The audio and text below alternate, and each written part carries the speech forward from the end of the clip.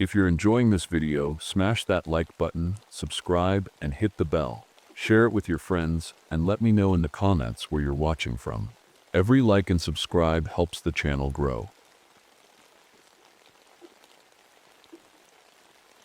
My name is Diana Powell. I'm a park ranger and botanist, but my specialty is fungi, mushrooms, molds, and everything in between. Some people think that's weird, but I've always found them fascinating. They're like nature's recyclers, breaking down what's dead to make way for new life. At least, that's what I used to believe. I was transferred to the Great Smoky Mountains National Park in Tennessee a few months ago. It wasn't by choice. Back in Yellowstone, I went through something terrible. My research partner, Sam, and I were working deep in the back country when we found something, or maybe it found us. I'll never forget the day I stumbled upon his body, torn apart like some wild animal had gotten to him. But there were no tracks, no signs of a struggle, just him and the strange patch of black fungus growing all around him. After that, I couldn't sleep, couldn't think straight. The nightmares were bad enough, but then came the hallucinations, flashes of movement in the corner of my eye, whispers that weren't there. My supervisors said I needed a fresh start, so they sent me here. At first, it was peaceful. The Smokies are beautiful, rolling hills covered in misty forests that stretch as far as the eye can see. I spent my days cataloging plants and fungi, hiking trails, and helping visitors with their questions. It was quiet work, just what I needed to clear my head. But then the rain came. It poured for days, flooding trails and turning the forest floor into a soggy mess. After the storm passed, I went out to assess the damage and stumbled across something strange. In a clearing, near one of the less traveled trails, there was this massive patch of mushrooms, bright orange with white spots, arranged in perfect geometric patterns like spirals and circles. It didn't look natural at all. I knelt down to take a closer look and noticed something even stranger. The soil around them was packed with tiny white threads, mycelium, the underground network fungi used to communicate and share nutrients. But this wasn't normal mycelium. It was dense, almost like a web stretching out in every direction. I took a sample back to the lab for analysis. Under the microscope, it looked alive, not just alive like a plant or fungus. It pulsed, almost like it had a heartbeat. That night, as I sat alone in my cabin reviewing my notes, I couldn't shake the feeling that something was watching me. The wind howled outside, rattling the windows, and for just a moment I thought I heard whispers, soft voices carried on the breeze. I told myself it was just my imagination, but deep down, I knew better. The next morning, I got a call from the main ranger station. A family of 4 had gone missing overnight. They'd been camping at one of the more remote sites, and when another group of hikers passed by that morning, they found the family's tent abandoned. I was assigned to check the site. When I arrived, it looked wrong. The tent was still standing, but inside, there were half-eaten plates of food left out, like they'd been interrupted mid-meal. What caught my attention most was the food itself. It was covered in mold. Not just a little bit, either. Thick patches of green and black fuzz had grown all over it, like it had been sitting there for weeks instead of hours. Outside the tent, I found 4 sets of footprints leading away into the woods. They were deep in the mud, clear as day. But here's where it got strange. About 20 feet into the forest, one set of footprints just stopped. No signs of someone turning back or stepping off the trail, just gone. The other 3 sets kept going deeper into the trees before eventually fading away. I radioed back to the station to report what I'd found and joined the search team combing through the woods. We didn't find anything that day, no sign of the family, no clues about where they might have gone. That night, I couldn't sleep. I kept thinking about those footprints and how one set had just disappeared like that. As I lay in bed staring at the ceiling, I heard something outside my cabin window. At first, I thought it was just the wind again, but then I realized it wasn't random noise, it was birdsong. But not normal birdsong. The chirps and whistles sounded off. They were too sharp, too deliberate. I grabbed my recorder and stepped outside to capture it. As soon as I hit record and listened closely, my stomach dropped. The birds weren't singing. They were mimicking human voices. It wasn't as perfect, just fragments of words, but I could hear them clearly. Below. Hungry. Help us. I stood frozen on my porch for what felt like forever before finally going back inside and locking the door behind me. I played back the recording over and over again that night, trying to convince myself there was some logical explanation for what I'd heard. But deep down, I knew there wasn't set. The search for the missing family stretched into the next day. Rangers were combing through the woods, but no one had found anything. Not a clue, not a trace. Then, just before sunset, one of my colleagues, Ranger Tom Harris, radioed in. He said he'd found something near the edge of the search area and was heading back to the station. When Tom arrived, something felt off. He was acting strange, jumpy, and distracted. Normally, Tom was sharp and focused, but now he seemed confused, like he couldn't remember basic procedures. When I asked him where exactly he'd been searching, he gave me vague answers that didn't make sense. Just out there, he said, waving his hand toward the woods. I noticed his uniform was dirty, his boots caked with mud and his collar dusted with soil. That wasn't unusual for a ranger after a long day in the field. But when I looked closer at his boots, something caught my eye. The mud didn't match the soil from any of the areas we'd been searching. It was darker, almost black, and it smelled strange, like damp rot. I tried not to jump to conclusions. Maybe he'd wandered into an unmarked area or gotten turned around on one of the trails. But as I watched him walk away toward his truck, I couldn't shake the feeling that something was wrong. Later that night, I decided to map out all of the recent disappearances in the park. Not just this family, but every case I could find going back years. It wasn't easy. Some records were incomplete or buried in old files. But as I pieced everything together, a pattern started to emerge. Almost every disappearance happened after heavy rains or flooding events, just like this one.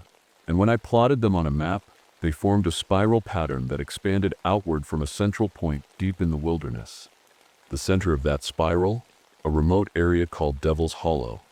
I'd heard stories about Devil's Hollow before, a place so overgrown and tangled that even experienced hikers avoided it. Some said it was cursed. Others said it was just dangerous terrain. But now I had reason to believe there was something more to it. I couldn't stop thinking about Tom and how strange he'd acted earlier. Was it possible he'd been near Devil's Hollow? Could that explain why his boots were covered in soil? I didn't recognize. I decided to confront him about it the next morning, but when I called his cabin, there was no answer. I drove to Tom's cabin first thing in the morning. His truck was parked outside, but the place was eerily quiet. I knocked on the door, waited, and knocked again. No answer. Finally, I tried the handle. It wasn't locked. Inside, it looked like he'd left in a hurry. His ranger uniform was tossed on the floor, and his gear was scattered across the table. But what caught my attention most was his boots. They were sitting by the door, still caked in that strange black soil. I leaned closer to examine them and noticed something horrifying. Tiny white threads were growing out of the mud. They looked like roots or fungal mycelium, stretching and curling like they were alive. Suddenly, I heard a sound behind me, a soft creak of wood. I turned around quickly, my heart pounding. Tom was standing there in the doorway, staring at me. "Tom," I said cautiously. He didn't respond right away. His face looked pale, almost grayish, and his eyes were glassy, like he wasn't really seeing me. When he finally spoke, his voice sounded wrong. It was flat and fragmented, like he was struggling to form sentences. "You shouldn't that be here," he said slowly. I stepped back toward the door, trying to stay calm. "Tom, are you okay? Where were you yesterday?" He didn't answer. Instead, he took a step forward, and as he moved, soil crumbled from his collar and sleeves like it was falling off his skin. That's when I noticed something else. His hands weren't normal anymore. The skin looked rough and cracked, with tiny green shoots poking through like plants growing out of him. I bolted for the door without another word and drove straight back to the ranger station. My hands were shaking so badly I could barely keep hold of the wheel. Whatever had happened to Tom wasn't natural. It wasn't human. Back at the station, I pulled out my maps again and stared at the spiral pattern of disappearances leading to Devil's Hollow. I knew I couldn't ignore it anymore. I had to go there myself. The hike to Devil's Hollow was long and grueling. The trails became less defined the deeper I went into the woods, until eventually there were no trails at all, just dense undergrowth and towering trees that blocked out most of the sunlight. When I finally reached the hollow itself, I froze in place. The ground was covered in massive root-like structures that pulsed faintly with bioluminescent light, soft greens and blues glowing beneath layers of soil and leaves. Some of them formed shapes that looked almost human, hand-like structures reaching up from the earth before retreating when I shined my flashlight on them. In the center of the hollow was a massive depression filled with composting remains, bones tangled with roots and partially formed plant-human hybrids reaching out weakly with mouths that whispered softly, "Help us." I felt sick to my stomach, but forced myself to move closer. As horrifying as it was, I needed answers and samples for testing. But as I knelt down to collect a sample from one of the glowing roots, something moved behind me. I froze. The sound behind me was soft at first, a faint rustling like leaves brushing against each other. Then it grew louder, heavier, like something big was moving through the undergrowth. My heart was pounding so hard I thought it might burst.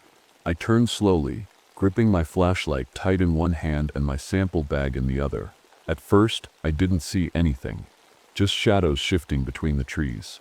But then, I saw him. It was Tom. Or at least it looked like Tom.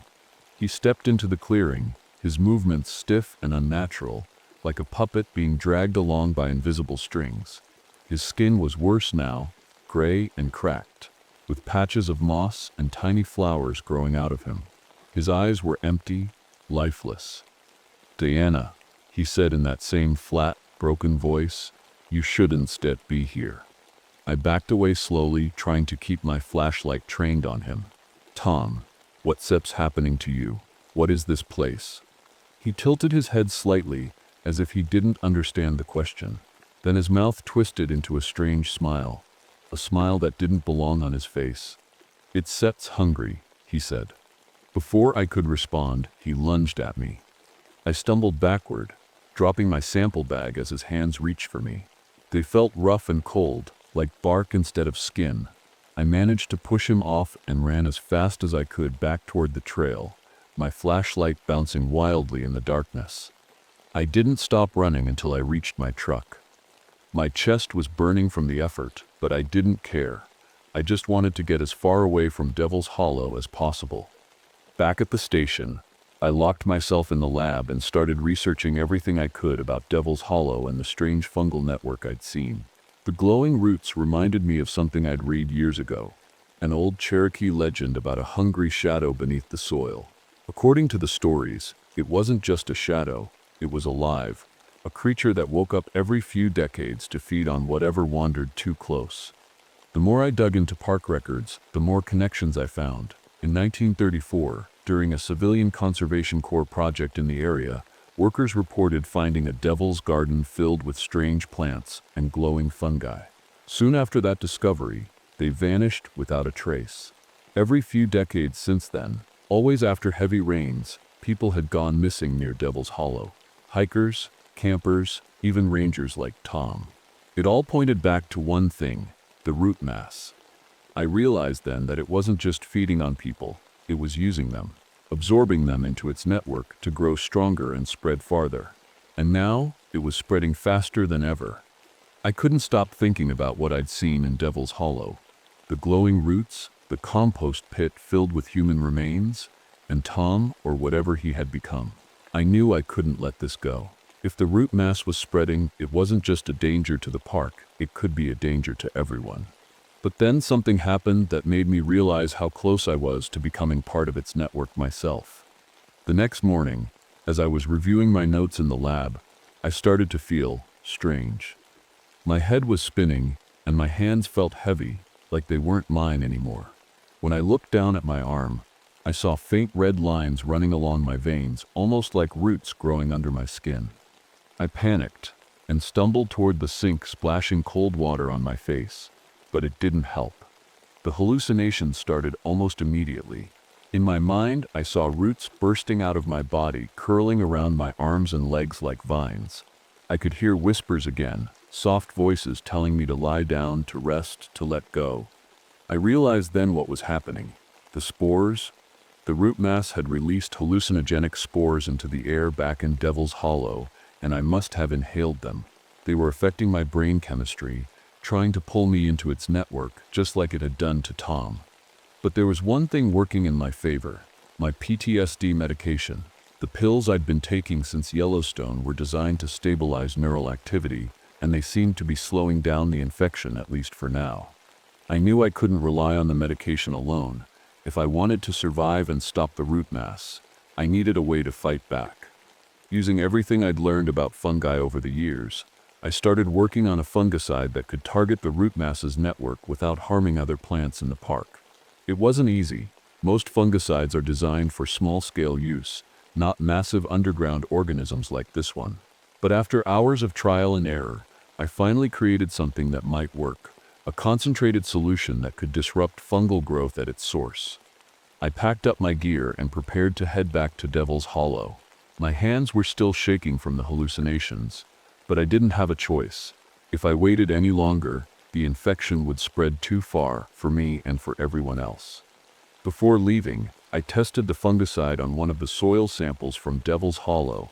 As soon as it touched the black threads of mycelium, they shriveled up and turned gray. A good sign. But then something unexpected happened. The sample started pulsing faster than before, almost like it was fighting back.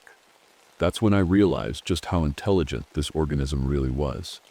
It wasn't set just alive, it was aware. I knew I couldn't wait any longer.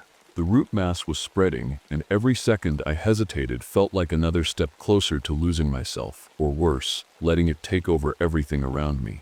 I packed the fungicide, my flashlight, and a lighter. If this didn't work, I'd need a backup plan. The hike back to Devil's Hollow felt different. This time, the forest was quieter than usual. No bird song, no rustling leaves, just an eerie stillness that made my skin crawl. Every step felt heavier, like the ground itself was trying to pull me down. The hallucinations hadn't stopped either. I kept seeing flashes of movement in the trees and hearing whispers that weren't there. When I finally reached the hollow, it looked even worse than before. The glowing roots were brighter now, pulsing faster like they were alive and aware of my presence. The compost pit had grown larger too, with more plant-human hybrids reaching out weakly from the mass. Their mouths moved silently, but I could feel their whispers in my mind. Join us. I forced myself to focus and move toward the center of the hollow where the largest root structures were clustered around an ancient tree. Its trunk was massive, twisted and gnarled like it had been growing for centuries. Surrounding it were dozens of fungal fruiting bodies, giant mushrooms releasing clouds of spores into the air. This was it, the heart of the root mass. As I approached, I heard movement behind me. I turned quickly and saw them, the hybrids. There were dozens of them now, shambling toward me with stiff movements like puppets on strings. Some were human-like, with patches of moss and bark covering their skin. Others were barely recognizable as people anymore, their bodies completely consumed by plants. Among them were faces I recognized, the missing family from the campground. They moved together in perfect synchronization, their eyes empty but fixed on me. "Stop," I said weakly, knowing it wouldn't make a difference. One of them stepped forward. It was Tom. His voice was softer this time, almost pleading. "You don't understand," he said. "It's steps saving us." I backed away slowly, gripping the fungicide in one hand and my flashlight in the other. "Saving you? It sits killing you." "No," he said. "It steps elevating us." Before he could say anything else, I threw the fungicide onto one of the glowing roots near the tree. It hissed and bubbled as the mycelium shriveled up and turned gray. The hybrid screamed, not in pain but in anger, and rushed toward me all at once. I grabbed my lighter and ignited a bottle of homemade napalm I'd brought as a last resort. The fire spread quickly across the roots and fruiting bodies, sending thick black smoke into the air. The hybrids stopped moving and stood frozen, as if they were disconnected from something larger. But then, the ground shifted beneath me. The tree itself started to move, its massive branches twisting and curling like arms reaching for me. Roots shot up from the earth, wrapping around my legs and pulling me down toward the compost pit. The whispers grew louder in my mind. You can be part of us forever. The roots tightened around my legs, pulling me closer to the pit. I struggled against them, clawing at the ground and kicking as hard as I could, but they were too strong. The whispers in my mind grew louder, almost deafening now. Let go, they said. You shall never be alone again. I reached for my lighter, my hands shaking so badly I almost dropped it. With one last burst of strength, I flicked it on and held it against the remaining napalm. The flames roared to life, spreading across the tree and its roots faster than I expected. The hybrids screamed again, their voices echoing through the hollow as they collapsed one by one. The roots around my legs loosened just enough for me to pull free. I scrambled away from the pit, coughing as thick smoke filled the air. The fire consumed everything. The glowing roots, the fruiting bodies, even the ancient tree at the center of it all. For a moment, I thought I'd done it, that I'd stopped the root mass for good. But then, I felt it. A sharp pain shot through my arm, and when I looked down, I saw tiny white threads growing out of my skin. The spores had gotten to me after all. I stumbled out of Devil's Hollow as fast as I could, barely able to keep myself upright. My vision blurred and the whispers in my mind faded into silence. By the time I reached my truck, everything went black. I woke up a month later in a hospital bed. At first I didn't know where I was or how I'd gotten there. My body felt weak and my skin burned like it was on fire. The doctors told me they'd found me unconscious near my truck after a massive wildfire swept through the park. They said I was lucky to be alive, but when they examined me further, they realized something was wrong. Underneath my skin were tiny root-like structures, too small to see with the naked eye but visible under medical imaging. They couldn't explain it. They said it was like nothing they'd ever seen before. I tried to tell them about Devil's Hollow and the root mass, but no one believed me. They said my injuries were caused by smoke inhalation and exhaustion, that everything else was just hallucinations from stress and trauma. But I knew better. Even now, lying here in this hospital bed, I can feel it growing inside me.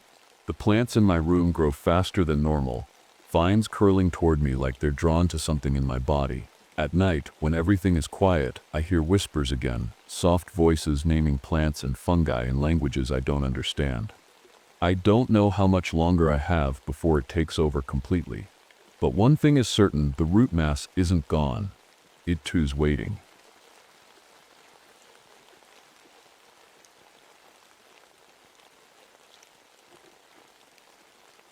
My name is Jack Emerson.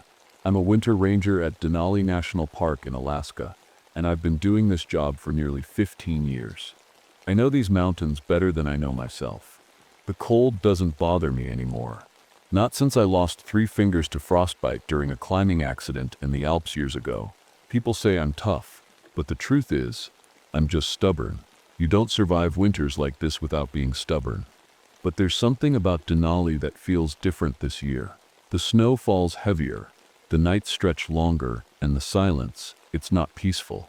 It's heavy, like the mountains are holding their breath, waiting for something.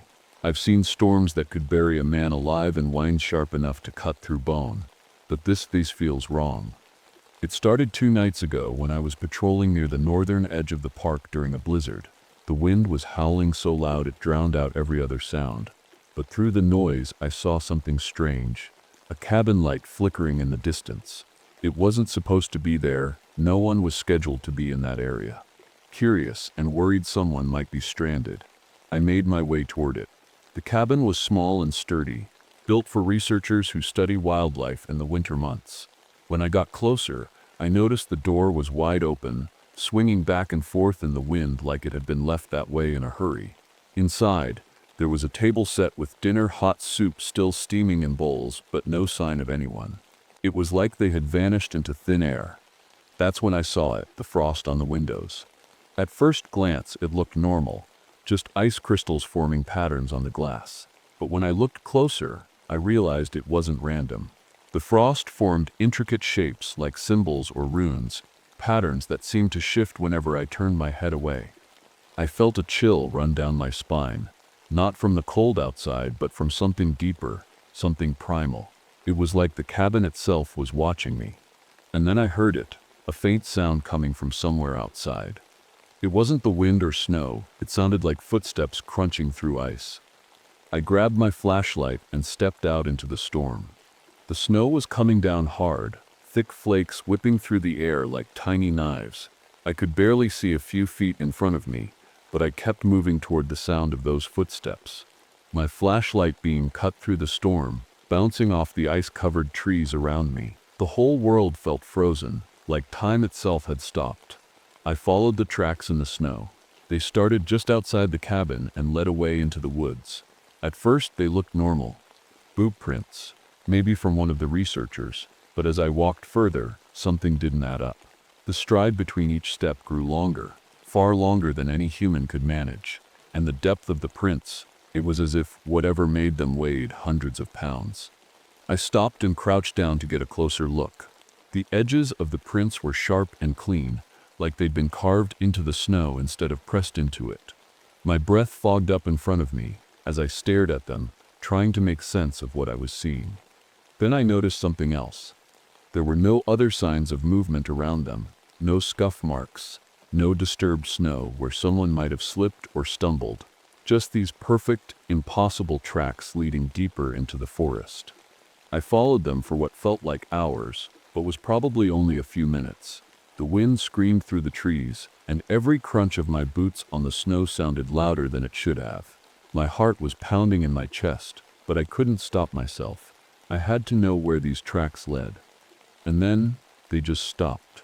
Right there in the middle of an open stretch of snow, surrounded by trees, the tracks ended abruptly. No sign of whoever or whatever had made them. No trail leading away, no broken branches or disturbed ground, just pristine snow stretching out in every direction. I shone my flashlight around, searching for anything that might explain it, but there was nothing, only silence and the cold pressing in around me. I don't know why I said it out loud, but I did. "Hello? Is anyone out here?" The wind answered with a low moan that almost sounded like a voice. My stomach tightened as I realized how far I'd wandered from the cabin. The storm was getting worse, and if I didn't turn back soon, I might not find my way out. But before I could move, I felt a shift in the air behind me like someone was standing there. I spun around so fast I nearly lost my footing. My flashlight swept over the trees and snow-covered ground, but there was nothing there. Nothing, except for a faint outline in the frost on one of the tree trunks, a pattern that looked eerily similar to what I'd seen on the cabin windows. I didn't waste any more time. Whatever was out there, I didn't want to meet it. I turned back toward the cabin, trying to retrace my steps in the snow. The wind was stronger now, and the tracks I'd made earlier were already starting to disappear under fresh snowfall. My flashlight flickered once, and my stomach dropped. "Not now," I muttered, giving it a shake. By the time I reached the cabin, the storm was in full force. The door was still swinging open, creaking on its hinges. I stepped inside and slammed it shut behind me, leaning against it for a moment to catch my breath. The warmth from the untouched dinner on the table had faded, and the room felt colder than ever. I went straight to the radio on the desk in the corner. Every research cabin has one. It's standard protocol for emergencies. Static crackled as I turned the dial trying to reach park headquarters. "This is Ranger Emerson," I said, my voice steady despite the knot in my chest. "I sep in that cabin 3 near the northern edge of the park. Something sep's wrong here. Over." For a moment, there was nothing but static. Then faintly, I heard something, voices buried beneath the noise. At first, I thought it was just interference from the storm, but as I listened closer, I realized they weren't random sounds. They were words. "Help us," a voice whispered, so faint I could barely hear it. "He seps here in the cold." My hand froze on the radio dial. "Who is this? Identify yourself," I demanded. The static grew louder, almost deafening, and then cut out completely. The radio went dead.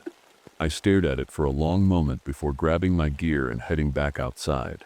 Whatever was happening here wasn't normal, and I needed answers. I decided to head toward a nearby survey site where one of our park geologists had been working earlier in the week. If anyone else was out here, they might know what was going on, or at least confirm that I wasn't losing my mind. The trek through the storm felt endless. The snow stung my face, and every step felt heavier than the last. Finally, through the swirling white, I saw it, the outline of a small tent set up near a rocky outcrop. "Hello?" I called out as I approached. There was no answer. I unzipped the tent flap and froze. Inside was the geologist, or what was left of him. He was sitting upright, his eyes wide open and staring straight ahead. His entire body was encased in ice, clear as glass, like he'd been frozen solid in an instant. His face was twisted in an expression of pure terror. But what made my blood run cold wasn't just how he looked. It was his eyes. They weren't lifeless, like you'd expect from someone who'd been dead for hours or days. They were moving, following me as I stepped closer. I stumbled back out of the tent, my heart pounding so hard it felt like it might burst out of my chest. This wasn't possible. None of this was possible. The storm howled around me as I stood there, staring at that frozen figure inside the tent. For a moment, I thought about turning back to safety, heading straight for headquarters and leaving this nightmare behind. But something deep inside me wouldn't let me walk away. I forced myself to move. Standing there in the storm, staring at that frozen man, wasn't going to help anyone, not him, not me. I zipped the tent shut and trudged back toward the cabin. My thoughts were racing, but I couldn't make sense of any of it. How could someone freeze solid like that? And those eyes, they weren't natural. They were alive or something close to it. Back at the cabin, I grabbed the logbook we keep for recording incidents in the park. It's old, filled with years of notes from rangers before me. If something like this had ever happened before, maybe there'd be a record of it. I flipped through page after page, scanning for anything that might explain what I'd seen. At first, there was nothing, just routine reports about wildlife sightings and weather conditions. But then, buried deep in the older entries, I found something. In 1920, during a winter colder than any on record, 2 researchers disappeared near the same area. Their bodies were found weeks later, frozen solid and standing upright in the snow like statues. The ranger who found them described strange frost patterns on the trees nearby, patterns that looked like ancient symbols. And it wasn't just 1920. There was another report from 1887. Same story. Record-breaking cold, people vanishing, bodies frozen in impossible ways. The ranger who wrote that entry mentioned warnings from the local Athabascan people about a winter spirit that awakens every few decades, a being they called the Shepherd of Souls. I sat back in my chair, my hands shaking as I stared at the logbook. Was this what I was dealing with? Some kind of creature? A legend come to life? Before I could think too much about it, I heard a noise outside, a faint cry for help carried on the wind. I grabbed my flashlight and stepped out into the storm again.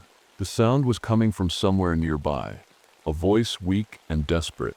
"Help, please." I followed it through the snow until I found him, a trapper half buried in a snowdrift. His face was pale, his lips blue from the cold. He looked up at me with wide eyes as I knelt beside him. "I saw him," he whispered, his voice barely audible. "He led me here, said he'd sit help." "Who?" I asked urgently. "Who led you here?" The trapper Sip's breathing was shallow, his words broken by shivers. "A ranger, but his legs, they bent backward, and his face, his voice cracked as tears froze on his cheeks. It opened up like a flower." I felt a chill run down my spine, not from the cold, but from something deeper, something primal. I tried to get him on his feet, but he collapsed against me, his body limp and icy to the touch. I carried him back to the cabin as fast as I could and laid him near the fire. His skin felt like ice even though flames roared just inches away. "Stay awake," I told him firmly as I piled blankets over him, but his breathing slowed with every passing second until it stopped altogether. I sat there staring at him for what felt like hours, trying to process what he'd said and what had happened to him. I sat in the cabin, staring at the fire. The trapper's words echoed in my head, twisting and turning until I couldn't think straight. His legs bent backward, his face opened up like a flower. What had he seen? What had led him to this place? And why did it feel like I was being pulled deeper into something I couldn't escape? As I tried to make sense of it all, I started hearing faint sounds outside like whispers carried on the wind. At first, I thought it was just my imagination playing tricks on me, but the longer I listened, the clearer they became. They weren't random, they were voices. I grabbed my flashlight and stepped out into the storm again. The whispers seemed to come from everywhere at once, surrounding me. "Jack?" One voice said softly, almost too quiet to hear. "Jack, why did you leave me?" My heart stopped. I knew that voice. It was Mark, the climbing partner I'd abandoned in the Alps 7 years ago. The guilt of leaving him behind had haunted me every day since, but hearing his voice now, it wasn't possible. He was gone. He had to be. I turned toward the sound, shining my flashlight into the snow. For a moment, I saw nothing but swirling flakes and shadows, but then through the haze I saw him. Mark stood a few feet away, his frost-bitten skin blackened and cracked like old leather, but beneath those cracks something gleamed. A pale blue light that shimmered like ice. His eyes locked onto mine, and he smiled. A slow, unnatural smile that sent chills down my spine. "Why did you leave me?" he asked again, his voice calm but hollow. I stumbled back, shaking my head. "You're not real," I said firmly, trying to convince myself as much as him. But he didn't disappear. Instead, he stepped closer, his movements slow and deliberate. With each step, the frost on the ground seemed to spread outward from his feet, creeping toward me like living tendrils. I turned and ran. The storm swallowed me whole as I sprinted through the snow, my flashlight bouncing wildly in my hand. I didn't know where I was going. I just needed to get away from him. But no matter how far I ran, the whispers followed me. Eventually, I stumbled into a clearing and stopped dead in my tracks. In front of me was a cave. A dark opening carved into the side of a rocky hill. Something about it felt wrong, but at the same time, I couldn't turn away. It was like it was calling to me. I stepped inside. The air inside the cave was colder than anything I'd ever felt before, so cold it burned my skin with every breath. My flashlight beam cut through the darkness and revealed what lay within. Dozens of people stood frozen in ice columns arranged in concentric circles around the cave floor. Their faces were twisted in expressions of fear and pain, their bodies preserved so perfectly it looked like they'd been frozen mid-movement. Some of them weren't fully human anymore, their limbs elongated unnaturally, their skin translucent like frosted glass. Others looked almost normal but had that same faint blue glow beneath their skin that I'd seen on Mark. I moved closer to one of the columns and stared at the face inside, a woman with wide eyes and an open mouth frozen mid-scream. Her gaze seemed to follow me as I moved around her. Suddenly, I felt a sharp gust of wind behind me.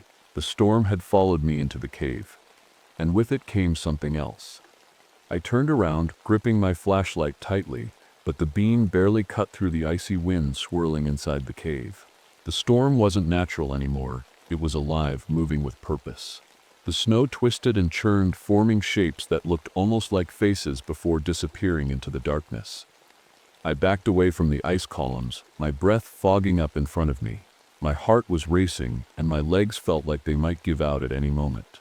I didn't know what was coming, but I could feel it. The air was heavy, charged with something I couldn't explain. Then I saw it. At first it was just a shadow in the storm. A tall figure moving slowly toward me, but as it stepped closer, its shape became clearer. The Frost Shepherd. It was massive, 12 feet tall, its translucent blue skin glowing faintly in the darkness. Its antlers stretched wide like frozen branches, glinting in the light of my flashlight. Its body was emaciated, almost skeletal, but it moved with a strange grace that made it even more terrifying. I couldn't move. I couldn't breathe. All I could do was stare as it stopped a few feet away from me. The storm quieted around us, and for a moment, there was nothing but silence. Then I heard its voice, not out loud, but inside my head. It wasn't words exactly, more like thoughts pressed into my mind. "You have come far," it said, its voice cold and hollow. "You carry guilt, a burden you cannot escape." I shook my head, trying to block out its voice. "What do you want?" I managed to whisper. It tilted its head slightly, those antlers catching the faint light like shards of glass. "A choice," it said simply. The storm picked up again, swirling around us as the frost shepherd stepped closer. Its icy tendrils reached out toward me, not touching me yet, but close enough that I could feel the cold radiating from them. "I will release them," it said, its thoughts filling my mind with images of the frozen people in the cave thawing and waking up. "But you must take their place." I stumbled back, shaking my head furiously. "No, no way." The frost shepherd's steps gaze didn't just waver. "You left him," it said, a sharp stab of guilt hitting me as Mark's step's face flashed in my mind again. "You chose yourself over another." Its tendrils stretched closer now, brushing against my skin like icy knives. "Choose again." I wanted to run to escape this nightmare, but something held me in place. The frost shepherd's presence was overwhelming, pressing down on me like an invisible weight. And then I saw them, two figures stumbling into the cave through the storm. It was two young rangers from headquarters, who must have come searching for me when I didn't check in. "No," I shouted as they froze in place at the sight of the frost shepherd. The creature turned toward them slowly, its icy tendrils reaching out again, this time toward them. I watched in horror as the frost shepherd's icy tendrils reached toward the two rangers. They were frozen in place, their faces pale and wide-eyed, unable to move or speak. The storm seemed to wrap around them like a living thing, pulling them closer to the creature. "Stop," I shouted, stepping forward without thinking. "Take me instead. Leave them alone." The frost shepherd didn't react right away. It simply turned its head toward me, those glowing antlers catching the dim light. For a moment, I thought it might listen, that I might have a chance to save them. But then it spoke again, not with words but with thoughts pressed into my mind. "You are already mine." The storm swirled faster now, and I felt the air grow colder, so cold it burned my skin.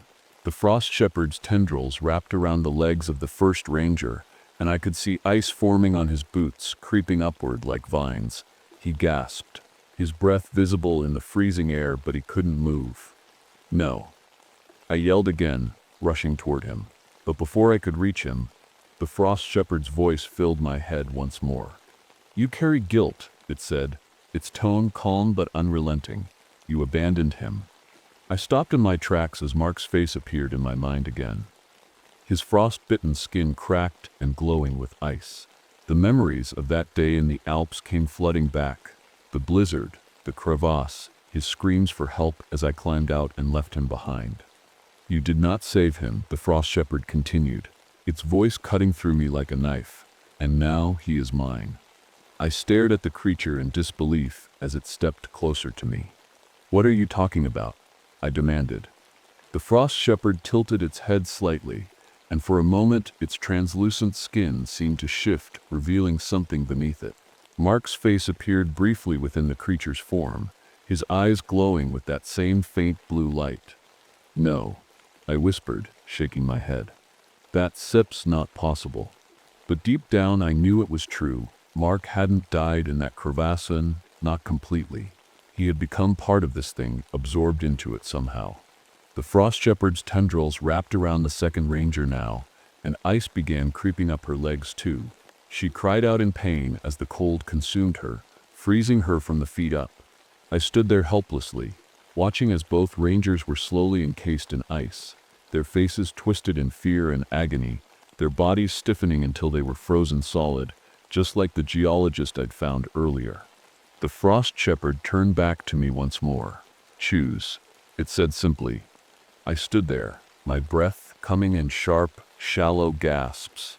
The two rangers were frozen solid now, their faces locked in expressions of terror, their bodies encased in crystal-clear ice. The frost shepherd loomed over them, its antlers shimmering like jagged spears of glass. The storm howled around us, but all I could hear was the pounding of my heart. "Choose," it whispered again in my mind, its voice cold and hollow. I clenched my fists, my mind racing. There had to be a way to stop this thing, some way to end this nightmare. My eyes darted around the cave, searching for anything I could use.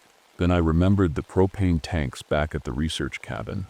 If I could lure the frost shepherd there and ignite the tanks, maybe, just maybe, I could destroy it.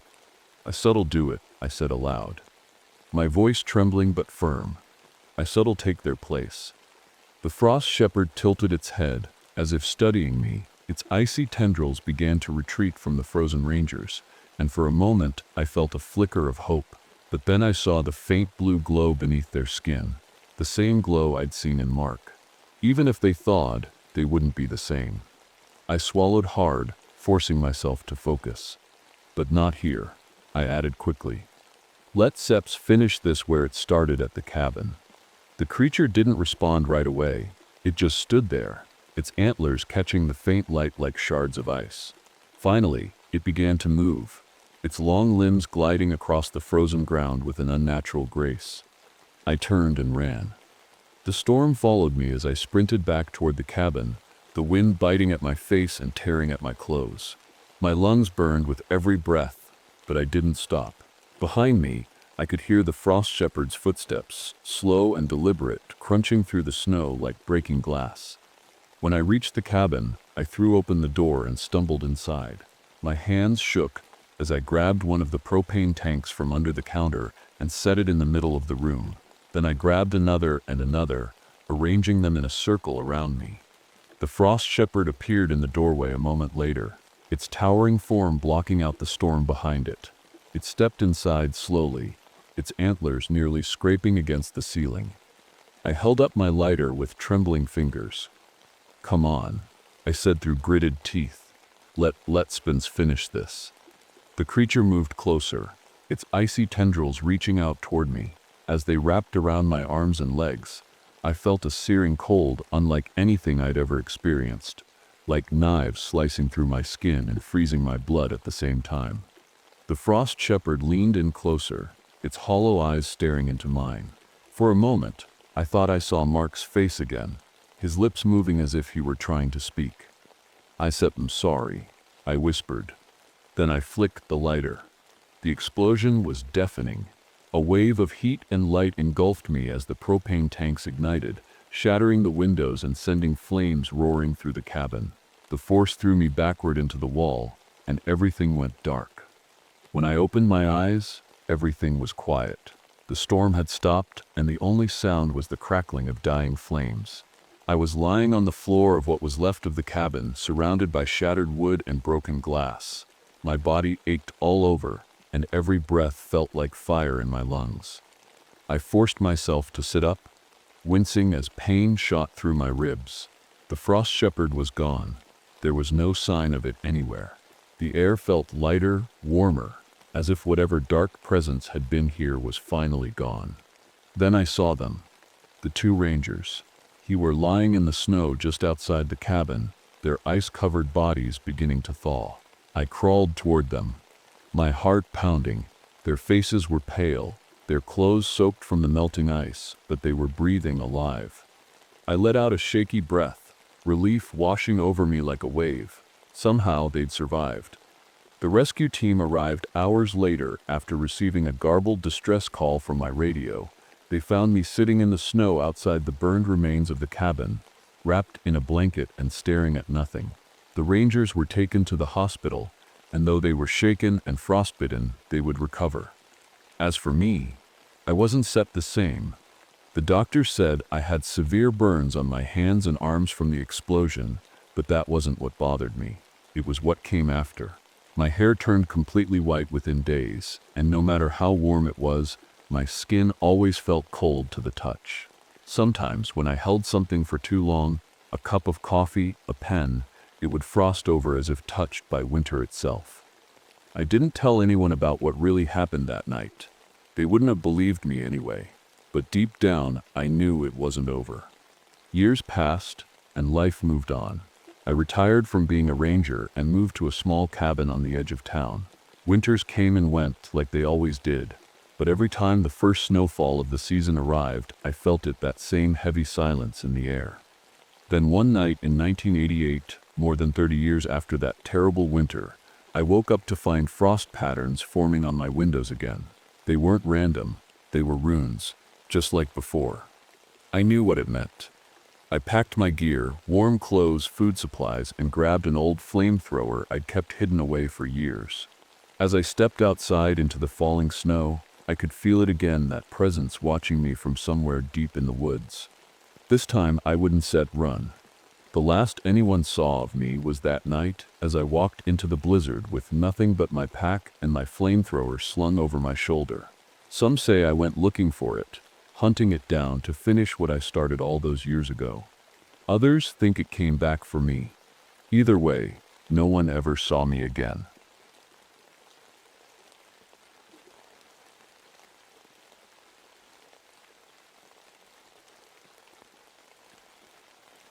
My name is Martin Reeves. I'm a park ranger at Everglades National Park, but my life hasn't always been about watching over swamps and wildlife. Before this, I was a Navy SEAL. I've seen my fair share of danger, but nothing could have prepared me for what I was about to face in these waters. I'm 47 now, but my body feels older. A classified mission years ago left me with a titanium leg and memories I'd rather forget. Some nights when the swamp is quiet and the stars are out, those memories creep back in, faces I've lost, mistakes I've made. I try to drown them out with work, long patrols through the Everglades that keep me away from people and their questions. I'm not exactly a people person anyway. Been married 3 times, divorced 3 times. Guess I'm better at navigating swamps than relationships. And yeah, I drink more than I should, but who doesn't have their vices? The thing is, out here in the Everglades, none of that matters. It's just me, the water, and the wildlife. The Everglades are beautiful during the day, endless stretches of green and gold with birds calling in the distance. But at night, it's a different story. The swamp changes when the sun goes down. The air gets heavier, the shadows deeper, and sometimes you feel like you're not alone. I'd heard stories from locals, legends passed down by the Seminole tribes about creatures that live in the water. They call them night swimmers. Supposedly, they steal voices and faces to lure people into the depths. I always brushed it off as folklore, just another ghost story to scare tourists. But then people started disappearing. It began with poachers, guys who came into the park looking to make a quick buck by hunting illegally or stealing rare plants. Normally, they're a nuisance more than anything else. But over the past few months, they weren't just getting caught, they were vanishing without a trace. At first, we thought they'd just skipped town to avoid getting arrested. But then we found their camps, abandoned airboats with claw marks on the hulls and gear left behind like they'd run off in a hurry. One of those boats even had a camera on board. The footage was corrupted, static, and glitches, but there were flashes of something, lights moving under the water. Something wasn't set right. And that's how it all started. Just another routine patrol that turned into something I'll never forget. I decided to check out the area where the poachers had disappeared. It was deep in the swamp, far from the usual trails tourists stick to. The Everglades are massive, miles and miles of wetlands, mangroves, and waterways that all start to look the same if you're not careful. Lucky for me, I know these swamps like the back of my hand. The camp was easy to find. Their airboat was still there, tied up to a tree like they'd planned to come back. But everything else, it was a mess. Gear was scattered everywhere, coolers tipped over, tents ripped open, and tools left lying in the mud. These guys weren't amateurs. They had high-end equipment worth thousands of dollars. No way they'd just leave it behind. The boat caught my attention first. It looked fine at a glance, but when I got closer, I saw deep scratches along the sides, long claw marks that ran from the top of the hull down to the waterline. Whatever made them wasn't small. I ran my fingers over the grooves, feeling how sharp they were. It didn't make sense. There's nothing in these waters big enough or strong enough to do that. Inside the boat, I found their camera. It was one of those expensive ones with night vision, a tool poachers use to track animals after dark. The battery was dead, but I took it back to my station and plugged it in later that night.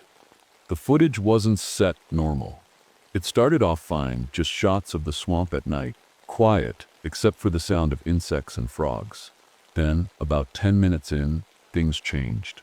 The camera started glitching, static cutting across the screen, and then there were lights. Strange lights moving under the water in patterns that didn't make sense. They weren't reflections or bioluminescent fish. They were brighter than anything I'd ever seen in these swamps. The lights moved closer to the boat, circling it like they were studying it. And then, nothing. The footage cut out completely. I couldn't shake the feeling something was wrong here, not just with the poachers, but with the swamp itself. So I took some water samples from the area and sent them off for testing at a nearby lab.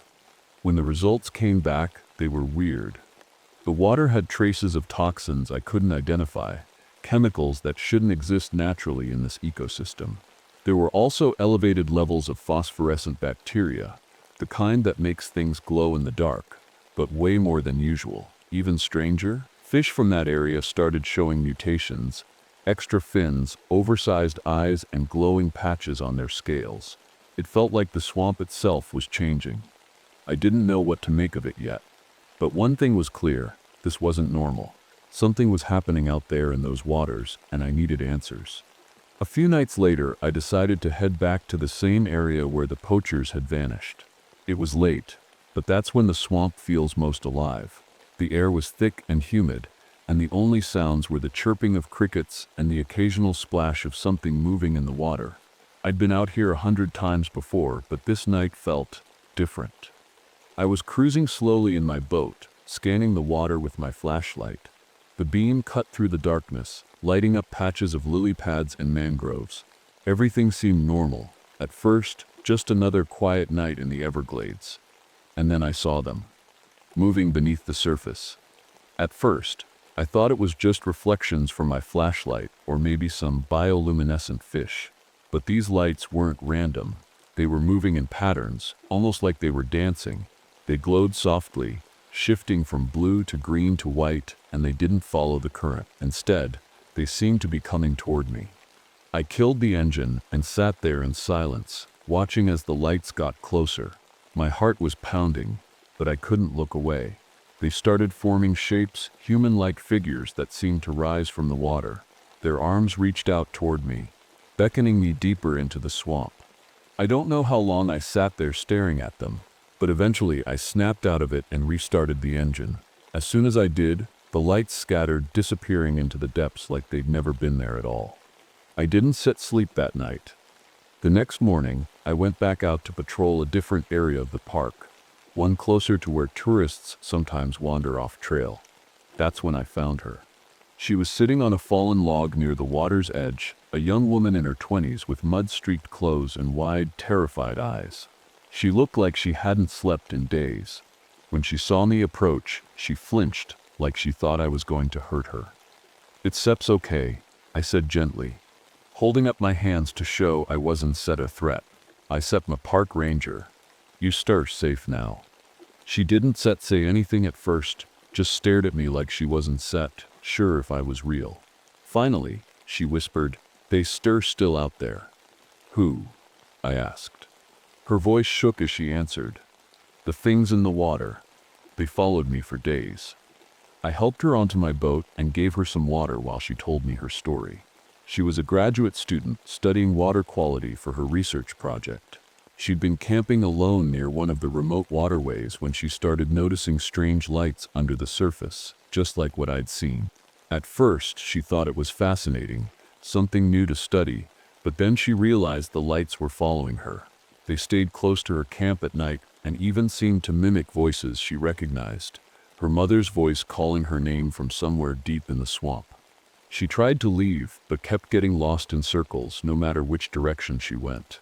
She swore she could hear whispers coming from the water and saw shadows moving just below the surface. When I looked closer at her skin under my flashlight, I saw faint marks, sucker-like circles that glowed softly in the dark. Whatever had followed her wasn't human. After I got the young woman back to safety, I couldn't stop thinking about what she'd told me. The lights, the voices, the marks on her skin, it all lined up too perfectly with what I'd seen. Something was out there in the swamp, something we didn't understand. And if it could do that to her, I needed to figure out what we were dealing with before anyone else got hurt. The next day, I went back out alone. This time I brought more gear. extra flashlights, a flare gun, and my old Navy SEAL knife. I didn't know what I was up against, but I wasn't going in unprepared. I headed deeper into the swamp than I'd ever gone before, following the lights from the night before and the area where the poachers had disappeared. It was quiet, too quiet. Normally, you'd hear birds calling or see gators sunning themselves on the banks, but here, nothing.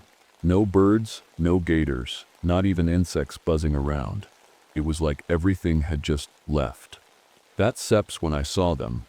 A line of alligator skulls arranged neatly along the water's edge. They were old and bleached white by the sun, but they weren't random. Each skull was placed facing inward, forming a rough circle around a stretch of swamp about 5 miles wide. I stepped out of my boat and onto the soft ground to get a closer look.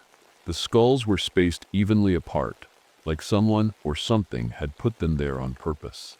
It felt like a warning sign, like whatever lived inside that circle didn't want anyone crossing into its territory. But I wasn't set about to turn back now. I climbed back into my boat and pushed forward into the marked area. The air felt heavier here, thicker somehow, and the water was darker than it should have been, almost black in some places.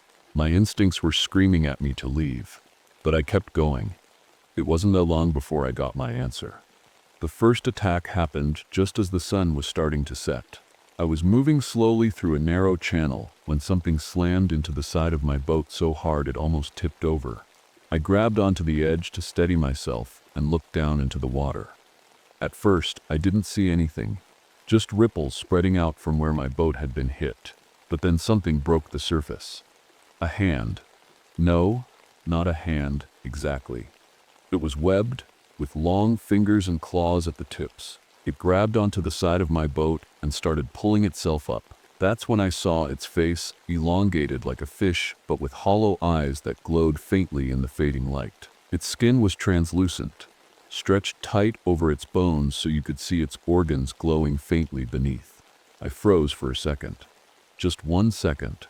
But that's all it took for another one to appear on the other side of the boat. Then another behind me. They were everywhere.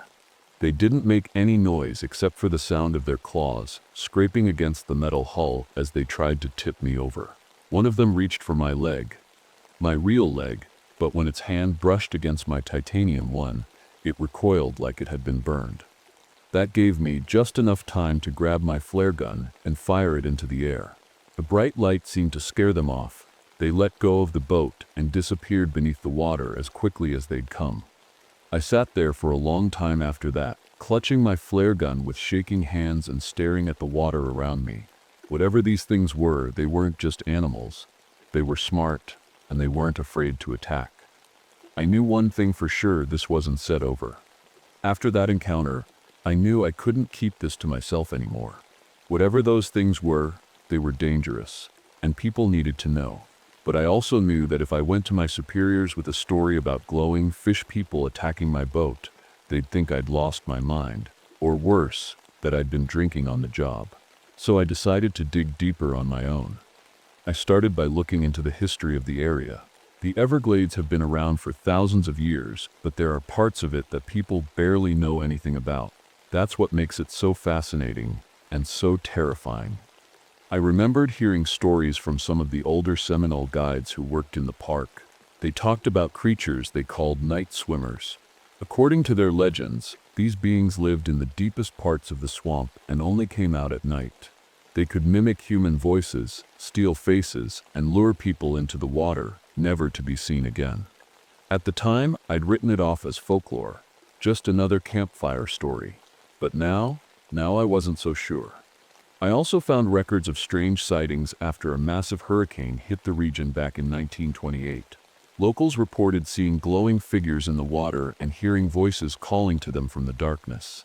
Some even claimed their livestock had gone missing, only for their bones to wash up weeks later, stripped clean. It wasn't just old legends either. There were government reports too, classified ones that weren't easy to find. In 1965, there had been an illegal chemical dump in one of the remote waterways. A company had been trying to save money by dumping toxic waste into the swamp instead of disposing of it properly. The chemicals caused mutations in local amphibian populations, frogs with extra limbs, fish with glowing scales, but the incident was quickly covered up. The more I read, the more it all started to make sense. Those toxins never went away. They just sank deeper into the ecosystem over time, affecting everything they touched. And whatever those creatures were, they weren't natural. They were something else, something created by us. After piecing together everything I'd learned, I started to feel like I was being watched. It wasn't just paranoia. Something had changed in the swamp. The air felt heavier, the water quieter, and every time I went out on patrol, I couldn't shake the feeling that I wasn't alone. Then the gifts started showing up. It began with small things. Bones arranged neatly on my dock, like someone had gone through the trouble of cleaning and placing them there. At first, I thought it was just animals, maybe raccoons or otters messing around. But then it got stranger. One morning, I found a pile of items that didn't belong in the swamp. A pair of sunglasses, a broken watch, and a muddy wallet. When I opened the wallet, I found an ID that belonged to one of the missing poachers. My stomach turned as I realized this wasn't random. Someone, or something, had brought these items here deliberately. The next day, it got worse. On my dock was a severed hand, pale and bloated from being in the water too long. Clutched in its fingers was a photo of me, my old Navy SEAL service photo. The edges were torn and water-stained, but it was unmistakably mine. I hadn't brought that photo to the park. It was back at my station, locked away in my desk drawer 20 miles from here. That night, as I sat in my cabin trying to make sense of everything, my radio crackled to life. It was an old model, one we didn't even use anymore, and it shouldn't have been working, but through the static I heard a voice. "Help, help me, Martin." It was my voice. I froze, staring at the radio as it repeated the same words over and over again. "Help me. Coordinates, come quick." The coordinates it gave were deep in the swamp, right in the heart of where those creatures lived. My blood ran cold as I realized what was happening. They weren't just watching me, they were imitating me. They wanted me to come to them. I didn't sleep that night. Instead, I sat by the window with my flashlight and flare gun, watching the water for any sign of movement. Whatever these things were, they weren't just animals or mutated fish. They were smart. Smart enough to know how to lure me out. And they weren't going to stop until I made a choice. Face them or run. I couldn't ignore it anymore. Whatever these things were, they had crossed a line. They weren't just defending their territory. They were toying with me, drawing me in. And as much as every instinct told me to stay away, I knew I had to go back out there. If I didn't, someone else would stumble into this nightmare, and they might not be as lucky as I'd been. The next morning, I packed my gear and set out toward the coordinates the voice on the radio had given me. The swamp felt different that day, quieter than usual, like even the wind was holding its breath. The water was still reflecting the gray sky above like a sheet of glass. It felt like the whole world was waiting for something to happen.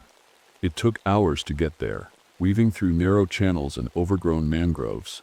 As I got closer, I started noticing more of those markers' bones arranged in patterns along the banks, some of them human. The air smelled sour, like sulfur mixed with rotting vegetation. My stomach churned, but I kept going. Finally, I reached it. The nest. It was in a sinkhole, a deep pit in the middle of the swamp where the water turned a sickly greenish yellow. Floating on the surface were clusters of gelatinous sacs, each one about the size of a basketball. Inside them, I could see shapes, small, twitching forms that glowed faintly in the murky water. Eggs. Around the sinkhole were more bones, hundreds of them arranged in spirals and circles like some kind of ritualistic display. But what really caught my attention were the faces. They were floating in clear containers made from some kind of organic material, like jellyfish but tougher. Each face was perfectly preserved, their expressions frozen in terror. Some of them looked fresh. Others were little more than skulls with scraps of skin still clinging to them. I felt sick to my stomach, but forced myself to keep moving. I needed proof, something I could bring back to show people what was really happening out here. As I leaned over to take a photo of one of the eggs, I heard it. A splash. I spun around just in time to see something dart beneath my boat. A flash of pale skin and glowing eyes. Then another splash, and another. They were everywhere, circling me like sharks around a wounded fish. Before I could react, one of them lunged out of the water and grabbed onto my boat. Its claws dug into the metal as it tried to pull itself up. I fired my flare gun at it, hitting it square in the chest. It let out a high-pitched screech and fell back into the water, but more were coming. I started the engine and gunned it, speeding away from the sinkhole as fast as I could. They chased me for miles, their glowing eyes cutting through the darkness like headlights. Every time one got close enough to grab onto my boat, I'd fire another flare or swing at it with my knife. Eventually they gave up, or maybe they let me go on purpose. Either way, when I finally made it back to my station, I was shaking so hard I could barely stand. But it wasn't set over yet. When I got inside and locked the door behind me, my radio crackled to life again. This time, it wasn't just static or my voice being mimicked, it was screams. Dozens of voices crying out for help all at once, overlapping each other until they became one deafening roar. And then, silence. The screams on the radio didn't stop me. If anything, they pushed me further. I couldn't leave this alone.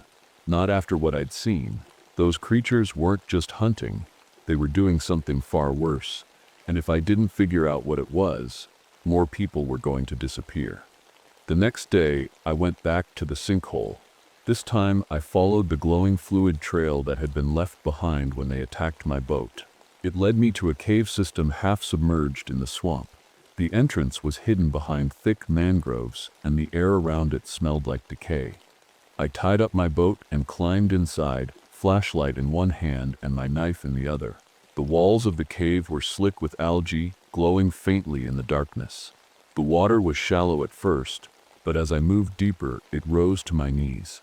Every step echoed through the tunnels, making it impossible to tell if I was alone.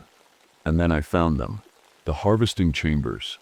The first thing I saw was a table, if you could call it that, made from twisted roots and bones. On it lay a man, still alive but barely breathing. His skin was pale and covered in sucker-like marks that pulsed faintly with light. Around him were several of the creatures, working with tools made from sharpened bone and stone. They were cutting into him.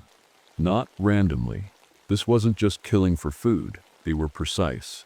Removing organs and vocal cords like surgeons, the tissue they took was placed into small containers filled with glowing fluid where it merged with smaller versions of themselves, adolescents still growing into their adult forms. I froze, unable to move or breathe as I watched them work. It wasn't just horrifying, it was organized.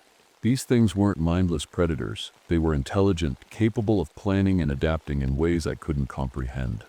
One of them turned toward me suddenly, its hollow eyes locking onto mine. Before I could react, it lunged forward and grabbed my arm. Its touch burned like acid, sending waves of pain through my body as my vision blurred. That's when it happened, the contact.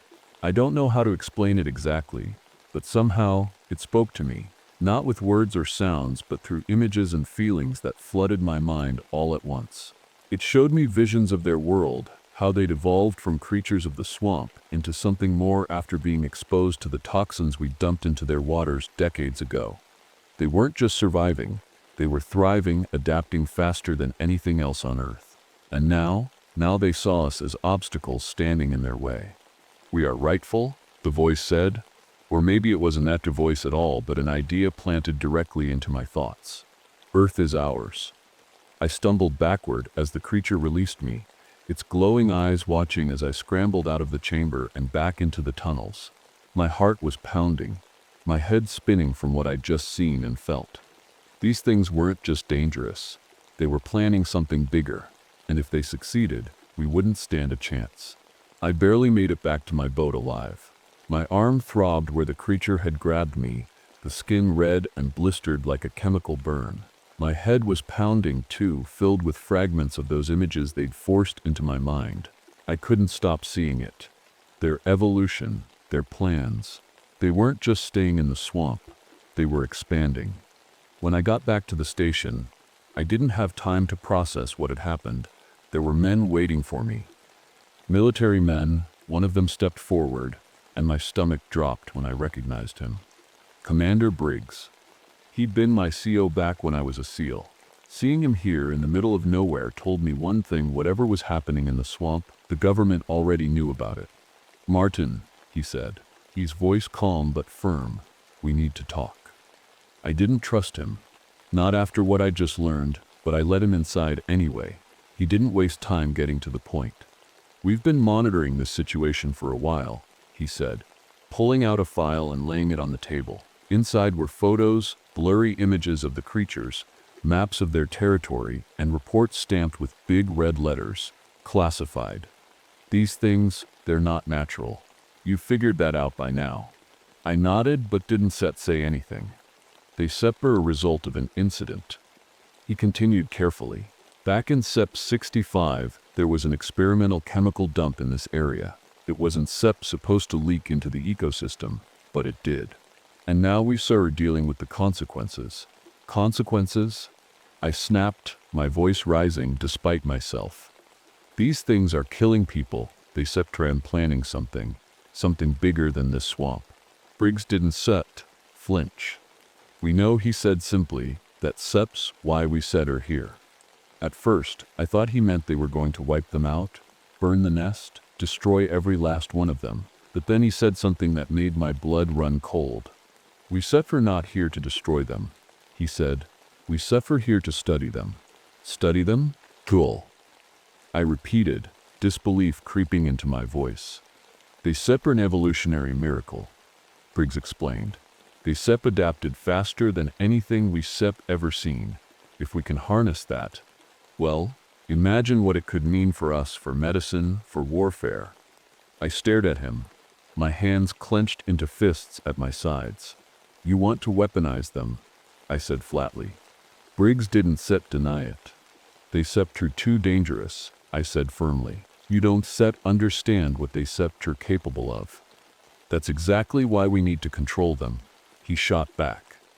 It wasn't just about survival anymore, it was about power. And I realized then that I couldn't trust him or anyone else involved in this operation. That night, as Briggs and his team prepared their equipment for a containment mission, I went through their files again. That's when I found it. The evidence that confirmed everything I'd suspected. The chemical dump back in 65, it wasn't an accident. It had been part of a military experiment.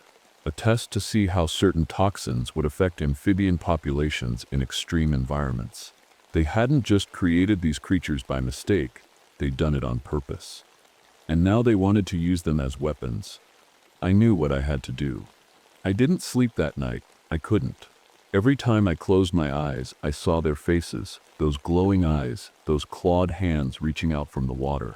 And then there was Briggs, calmly talking about turning them into weapons, like it was just another day at the office. I knew I couldn't let it happen. These things were already too dangerous. If the military got their hands on them, there'd be no stopping what came next. The next morning, Briggs and his team loaded up their boats with gear, tranquilizers, containment units, and enough firepower to level a small town. They were heading straight for the nest, and I knew it wasn't just to study the creatures. They wanted specimens alive. I told Briggs I'd go with them. He didn't question it, probably thinking my ranger experience would be useful in navigating the swamp, but I had my own plan. We reached the sinkhole just as the sun was setting. The air was thick with that sulfurous smell again, and the water around us seemed to glow faintly in the fading light. The creatures were waiting. They always were. As soon as we got close, they attacked. It started with splashes, quick flashes of movement beneath the surface. Then they came up all at once, surrounding the boats like wolves circling prey. Briggs' men opened fire, their bullets cutting through the water and lighting up the swamp with muzzle flashes. But it didn't stop them. The creatures were smarter than that. They used tools, sharp sticks and rocks tied together with vines, and worked in packs to take out engines and disable boats. One by one, Briggs' men went down, dragged into the water by glowing hands that disappeared into the depths. I stayed on my boat, firing flares into the air to keep them at bay. But even as I fought them off, I knew it wasn't enough. There were too many of them, and they weren't going to stop until we were all gone, or worse. That's when I made my move. While Briggs was busy shouting orders and trying to salvage what was left of his team, I grabbed one of the fuel reserves from his boat and threw it into the sinkhole. Then another and another. "Reeves," Briggs shouted when he saw what I was doing. "What are you?" I didn't let him finish. Grabbing a flare from my pack, I lit it and threw it into the pit. The explosion was deafening. Fire ripped through the sinkhole, igniting everything in its path. The eggs, the glowing fluid, even some of the creatures themselves. The heat was unbearable, but I didn't stop. I grabbed another fuel reserve and threw it into the flames, watching as the inferno spread through the cave system like a living thing. The creatures screamed a high-pitched sound that cut through me like a knife, but I didn't look back. Briggs tried to stop me, yelling about classified missions and consequences, but I wasn't listening anymore. This wasn't about orders or experiments or weapons. It was about survival. When it was over, there wasn't much left of the nest except for charred bones and scorched earth. The swamp was quiet again, but not in a peaceful way. It felt hollow, like something vital had been ripped out of it. I climbed back into my boat and started away from the scene, my body aching from burns and exhaustion. Briggs didn't follow me. He just stood there on his ruined boat, staring at what used to be his mission. But as I looked out over the water one last time, I saw something that made my stomach drop. Lights. Faint ones moving beneath the surface far away from where we'd been, too far for them to have survived what I'd done. They weren't set gone. It's been 3 months since that night, but it hasn't left me. Not the fire, not the screams, and definitely not the lights. I still see them sometimes, when I close my eyes, when I'm near water, even when I'm alone in my cabin. They're always there, just beneath the surface. Waiting. The official report said it was a methane explosion caused by swamp gas, a freak accident that destroyed part of the Everglades. That's what they told the press. Anyway, Briggs and his team disappeared from the park after that night, and I haven't heard from them since. Maybe they were reassigned, maybe they were silenced. Either way, I doubt they'll be coming back. But the swamp hasn't gone back to normal. The water samples I sent off after the explosion came back with the same results: unknown toxins, elevated phosphorescent bacteria levels, and mutations in local wildlife. And now those results are showing up 200 miles away in areas that should have been untouched. Whatever I did that night, it wasn't sept enough. I tried to go back to my old routine, patrolling the park, keeping tourists safe, but it's not the same anymore. Every time I step into the swamp, I feel like I'm being watched. Sometimes I hear voices, faint whispers calling my name from somewhere deep in the water. Other times, I see shadows moving just below the surface, too quick to catch but impossible to ignore. And then there was the package. It showed up at my station last week, wrapped in plain brown paper with no return address. Inside was a small glass container filled with glowing fluid, and floating in it was an ear. Not just any ear. It was hers. My ex-wife's ear. I knew it instantly, because of the small silver hoop she always wore in her left ear. She'd had it pierced as a teenager and never took it out. Not even after we split up. I don't know how they got to her or why they sent this to me, but one thing is clear: they're not done with me yet. I've started drinking again. Not just to forget, but to stay awake. Sleep feels dangerous now. Every time I drift off, I dream of lights pulling me into the water and hands dragging me under. It's only a matter of time before they come for me, or worse, for someone else. I thought burning their nest would stop them. I thought destroying their eggs would end this nightmare, but now I realize something terrifying. They're not just in the Everglades anymore. They're spreading.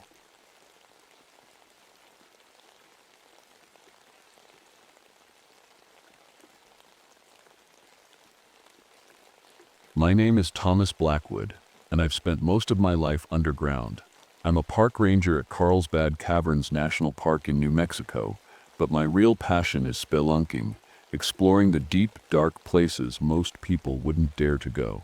I've mapped parts of the cave system no one even knew existed. It's quiet down there, peaceful, away from the noise of the surface world. But lately, I've started to wonder if the darkness is hiding something more than just rock and dirt. It all began on a routine exploration. I was checking out a section of the caverns that hadn't been fully mapped yet. My flashlight beam danced across jagged walls as I squeezed through tight passages, my boots crunching on loose gravel. That's when I found it, a narrow fissure in the rock barely wide enough for me to fit through. Warm air was blowing out of it, which didn't make any sense. Caves are supposed to be cold, and then there was the sound, soft clicks and chirps like bat echolocation, but different. It wasn't random. It had a rhythm, almost like it was trying to say something. I marked the spot on my map and radioed back to base about the discovery. A university research team had been studying some of the newer chambers nearby, so I figured they'd want to check it out. But when I mentioned it to them later that day, they seemed distracted, worried even. They hadn't checked in for hours and were overdue for their scheduled report. The next morning, I was asked to lead a rescue operation. The researchers' camp was deep in the caverns, but when we arrived, it was empty. Their tents were still set up, their equipment still running, lights blinking on cameras and sensors, but there was no sign of them. Not even footprints leading away from the site. One of their tape recorders was still on, so I rewound it to see if it had picked up anything useful. At first, all I heard were normal sounds, the researchers talking about rock formations and air samples, but then there was something else. Breathing, soft and steady, like someone standing right next to the microphone, and then whispers. Words repeated over and over in a voice that wasn't theirs. "Come closer," it said. I felt a chill run down my spine as I turned off the recorder. Something wasn't right here. I couldn't shake the feeling that something was watching us. The rescue team and I decided to stay near the researchers' camp for the night, hoping they might return. But the silence in the cave wasn't comforting. It was heavy, like it was pressing down on us. Every sound echoed too long, making it hard to tell where it came from. After dinner, I set up some of my own equipment, a tape recorder and a small microphone, to see if I could pick up anything unusual. I've always trusted sound more than sight, especially since my vision's been getting worse lately. It's not something I talk about, but in the caves where light is scarce, I rely on my other senses to guide me. As we sat quietly, the microphone started picking up faint noises, skittering sounds, like something crawling along the walls. But when we shined our flashlights around, there was nothing there. One of the rangers joked that it was probably bats or rats, but I knew better. This wasn't normal. Later that night, while everyone else was asleep, I decided to explore a little on my own. My headlamp flickered as I moved deeper into the cavern, but I ignored it. The air was getting warmer again, and that clicking sound, the one I'd heard near the fissure, was back. It was closer now, louder, like it was following me. Suddenly, my headlamp went out completely. I froze in place, surrounded by pitch-black darkness. My heart pounded as I fumbled for my backup light.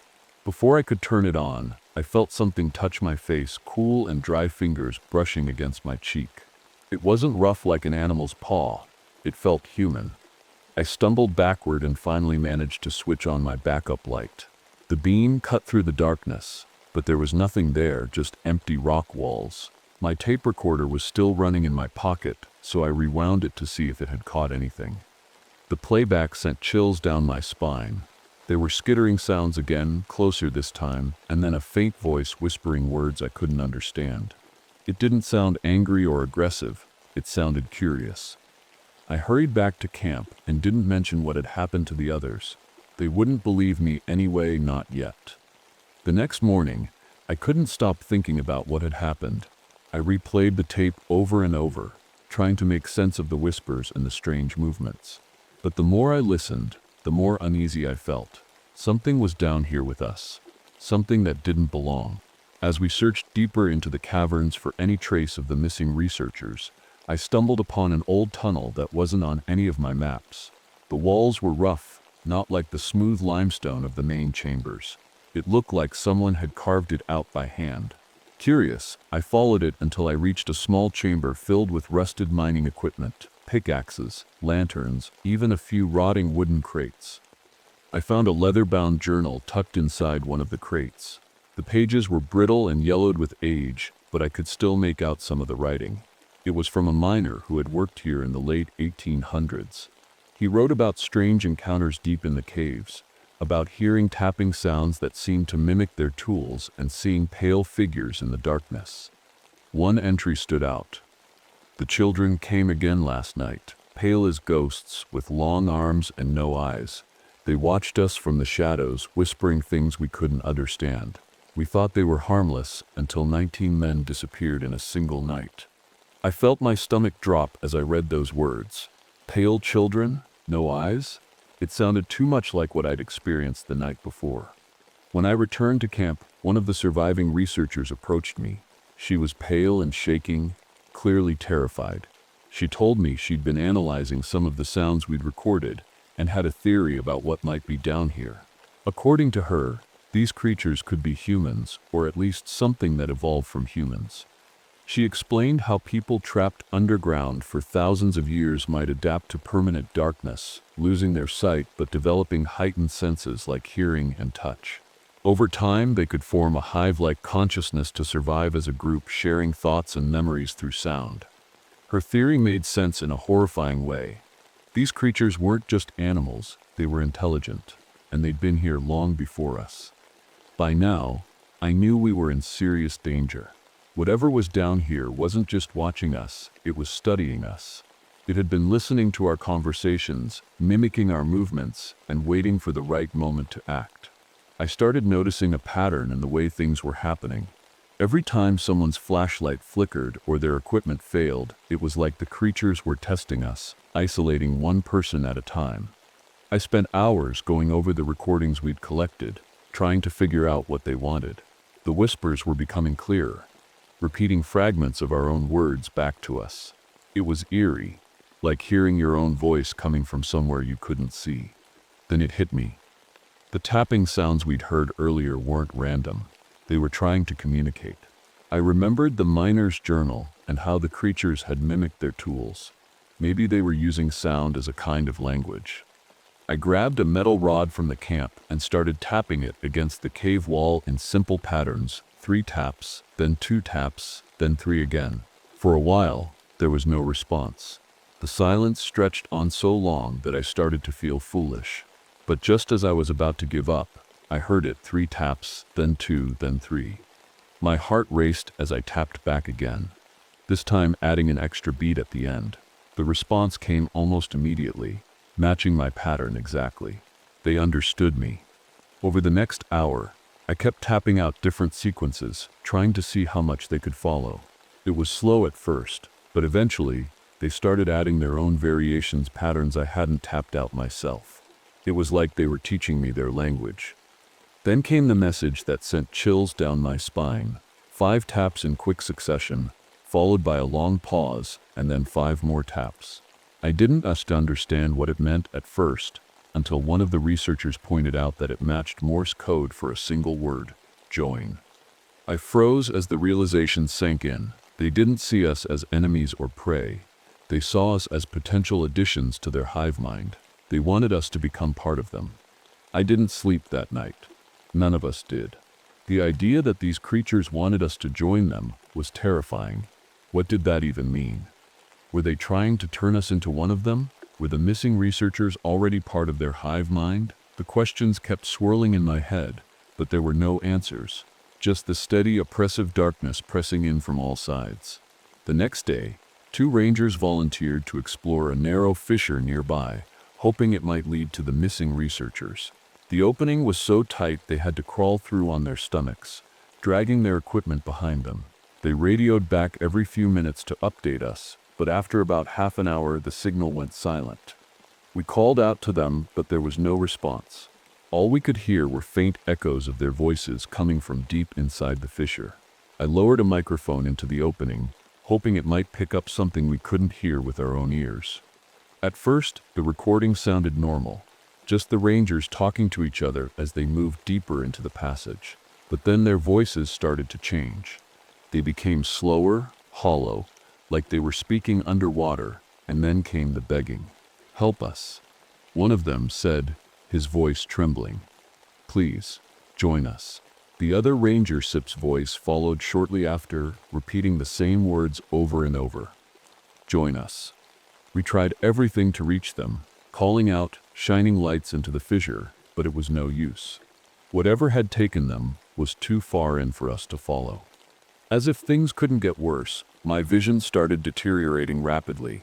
It had been bad before, but now it felt like I was losing it completely. My eyes burned and watered constantly, and everything around me looked blurry and distorted. I knew I couldn't hide it much longer. One of the researchers noticed my condition and pulled me aside. She told me she'd been studying spores collected from the air near the fissure and found something alarming. They weren't normal cave spores. They were biological agents released by the creatures, designed to weaken human vision while enhancing other senses like hearing and touch. "They said they're grooming you," she said quietly. "They think you said to make a good candidate for their hive." Her words sent a shiver down my spine. Was this why my vision had been failing all these years? Had I been breathing in these spores without realizing it? And if so, how much time did I have left? I knew I had to keep going, even though my vision was getting worse by the hour. Every step felt heavier. Every shadow seemed darker, but I couldn't stop. The missing rangers were still out there, or at least I hoped they were, and I needed answers. What did these creatures want? Why were they doing this? While exploring a new passage, I stumbled into something that made my heart stop. It was a massive chamber, bigger than anything I'd ever seen before. The walls were lined with honeycomb-like recesses, each one holding a pale, motionless figure. Hundreds of them, maybe thousands, were stacked in rows, their elongated limbs folded tightly against their bodies. They looked like they were sleeping. But it wasn't just the creatures. Among them were humans, partially transformed, their skin pale and stretched, their eyes sealed shut. Some of them wore clothing from different time periods, miners' uniforms from the 1800s, old-fashioned park ranger gear, even modern hiking clothes. They weren't dead. Their chests rose and fell with slow, steady breaths. I felt sick as I realized what was happening. These people hadn't just disappeared. They'd been absorbed into the hive. They weren't individuals anymore. They were part of something bigger. Before I could process what I was seeing, I heard voices echoing through the chamber. A group of people in military uniforms was making its way toward me, carrying high-tech equipment and weapons. They didn't look surprised to see me. In fact, it seemed like they'd been expecting me.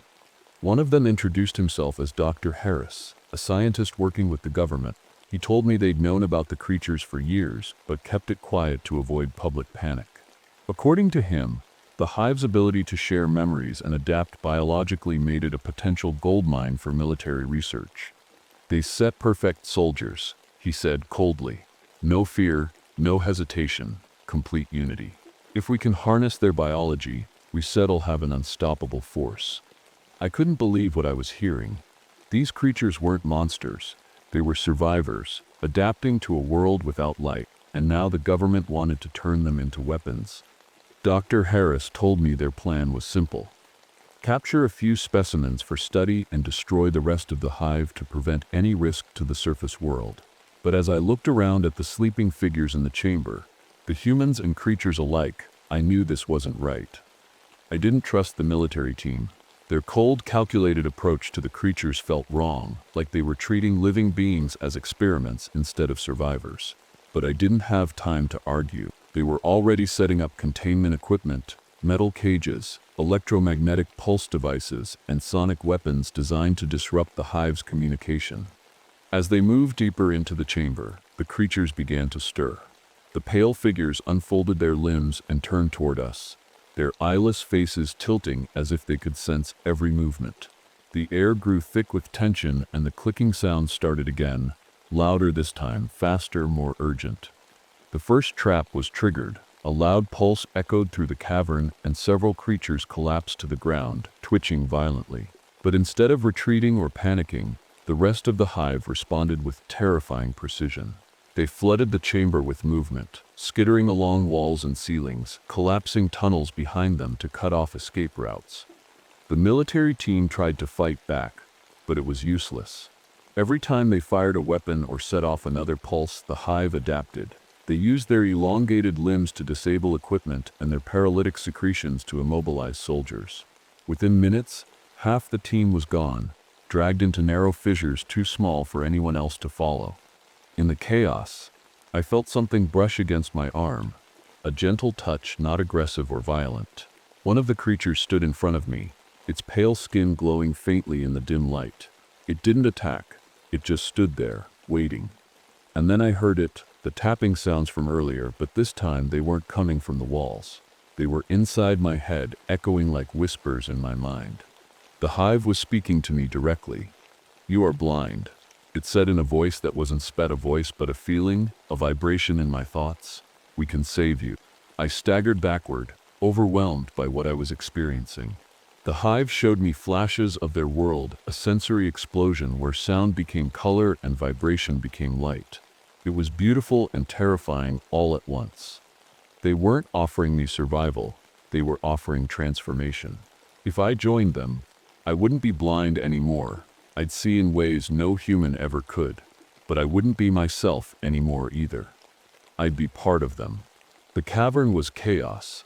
The creatures moved like a single living wave, their pale forms blending into the shadows as they overwhelmed the remaining soldiers.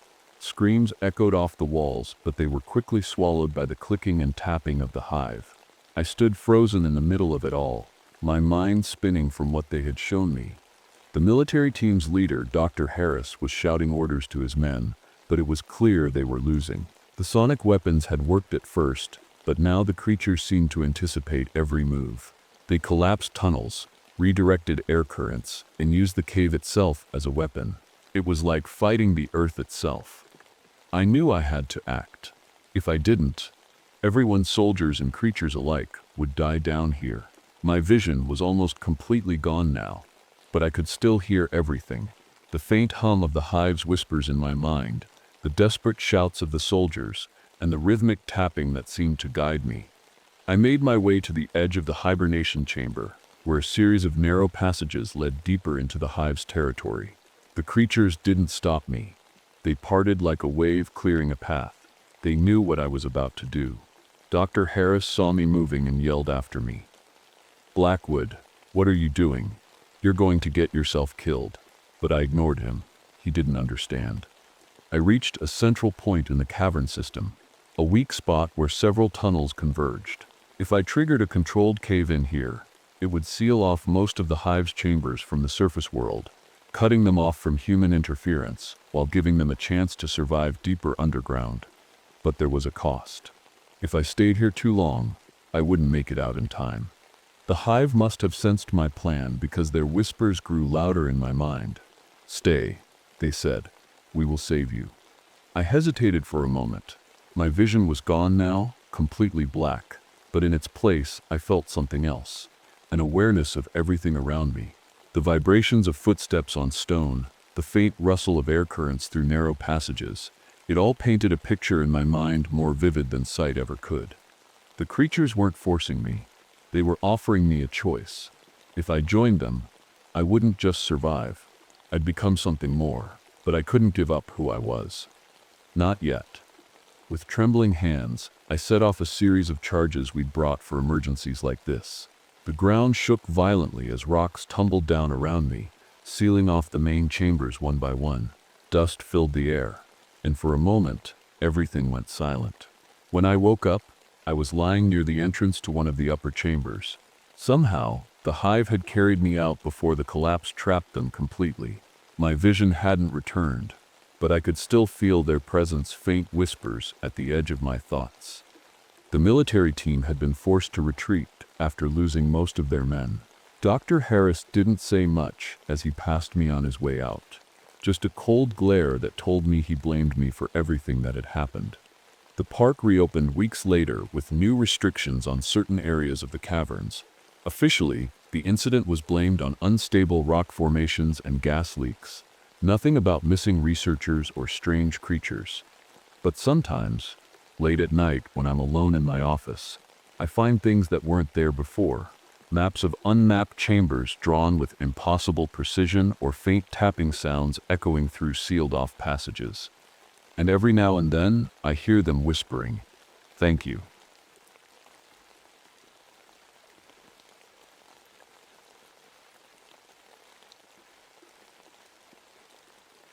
My name is Catherine Donovan, but most people just call me Ranger Donovan. I've spent the last 10 years patrolling the Olympic National Forest in Washington, a place I know better than the back of my hand. It's not just a job for me, it's my life. This forest has been my home ever since I was a kid. Back when my dad and brother were loggers, they loved the trees, but they also cut them down. I guess that's why I became an arborist first, and then a ranger later. I wanted to protect what they couldn't. But this forest isn't like other places. It's alive in ways most people don't understand. You hear things out here, whispers in the wind, branches creaking like voices, animals moving in ways that seem coordinated.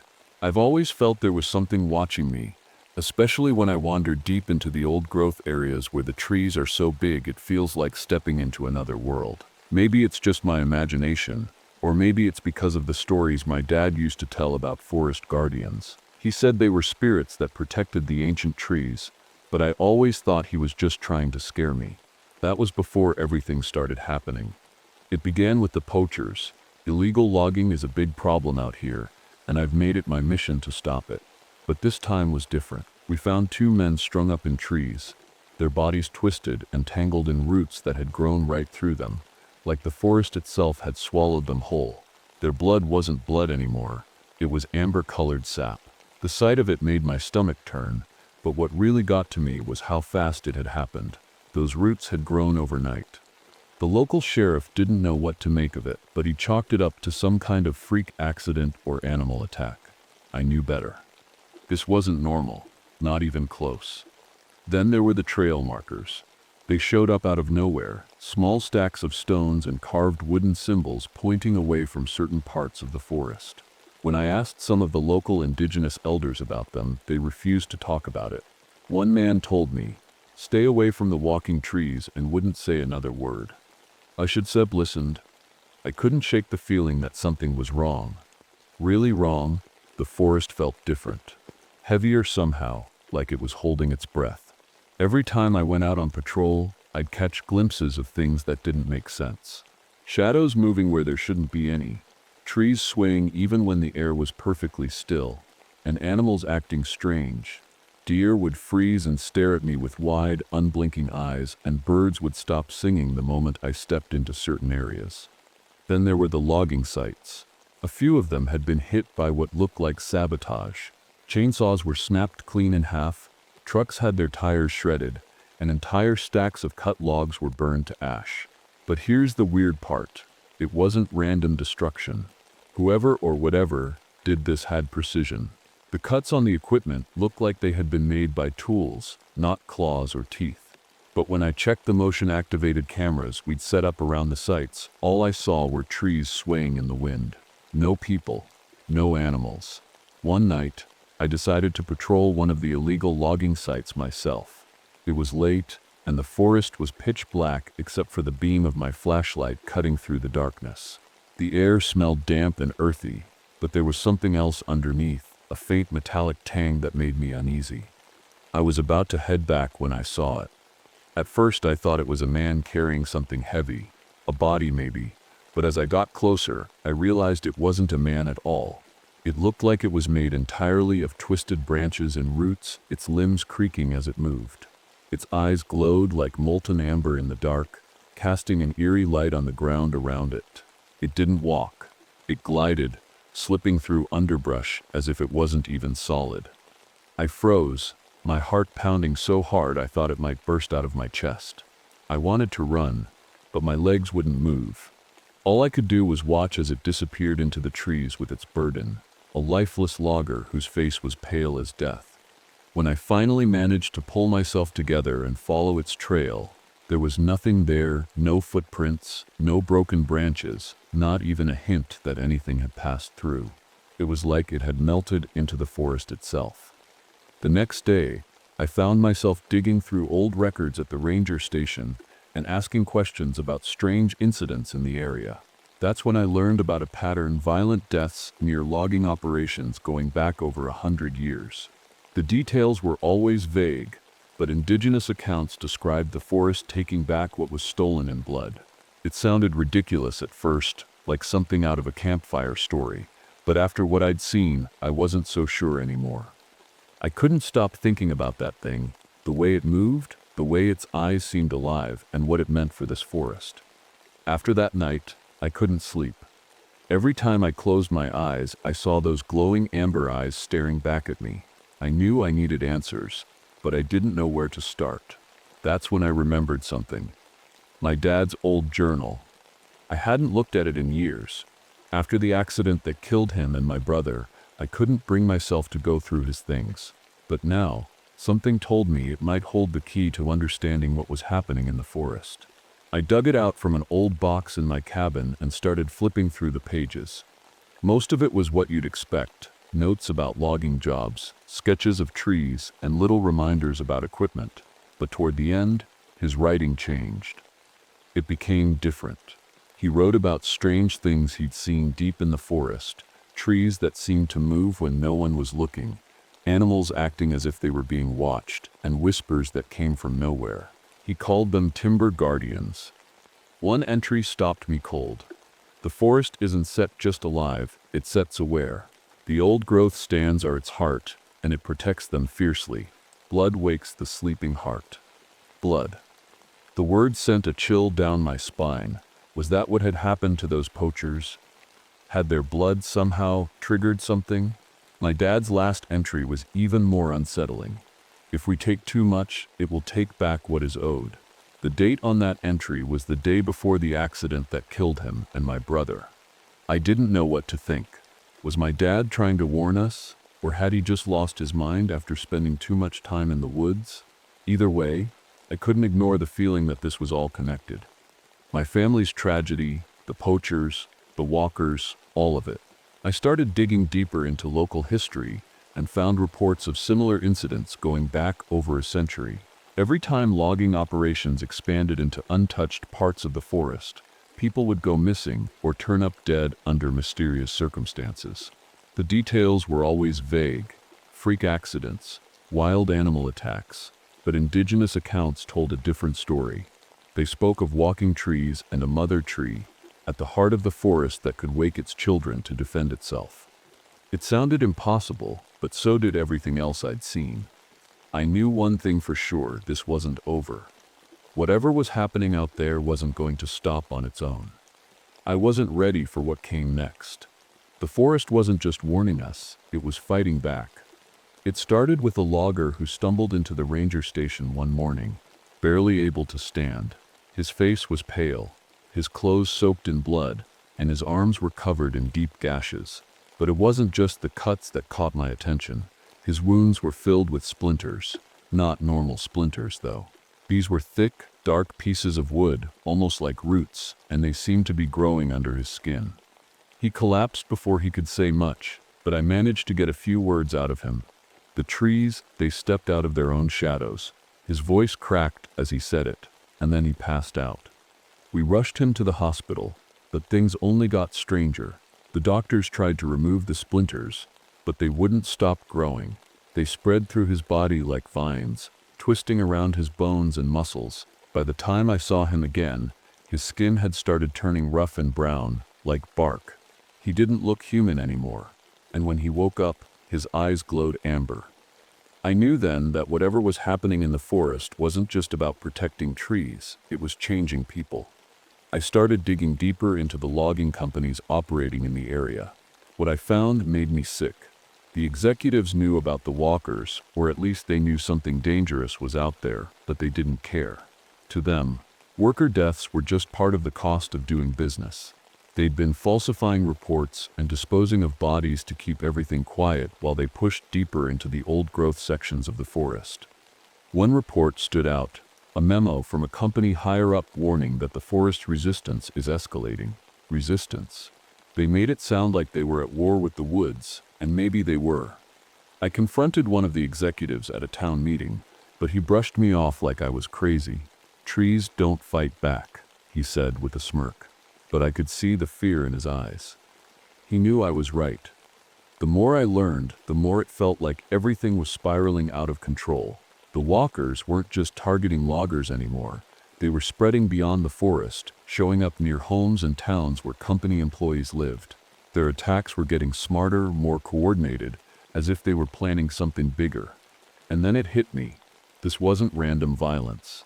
The forest was trying to send a message, a warning that we'd gone too far.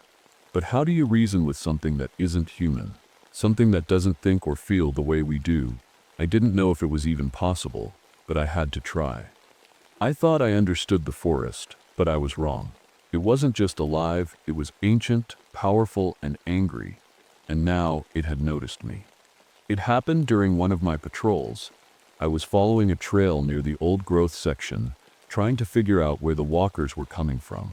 The air was thick and still, like the forest was holding its breath. I felt like I was being watched, but when I turned around, there was nothing there, just trees stretching endlessly into the dark. Then I saw it, a walker standing just a few feet away. It didn't move or make a sound. It just stared at me with those glowing amber eyes. My heart felt like it had stopped beating, but before I could run, it reached out and touched my arm. The moment its hand brushed my skin, everything changed. I saw things, memories that weren't mine. I saw centuries of life in the forest, animals thriving, trees growing tall and strong, and then humans coming in with their saws and machines, tearing everything apart. I felt the pain of the trees being cut down, their roots ripped from the earth. It wasn't just destruction, it was betrayal. The forest had trusted us once, but now it saw us as invaders. The memories hit me like a wave, overwhelming and endless. For a moment, I wasn't Catherine Donovan anymore. I was part of the forest. I could feel its anger, its desperation to protect what little it had left.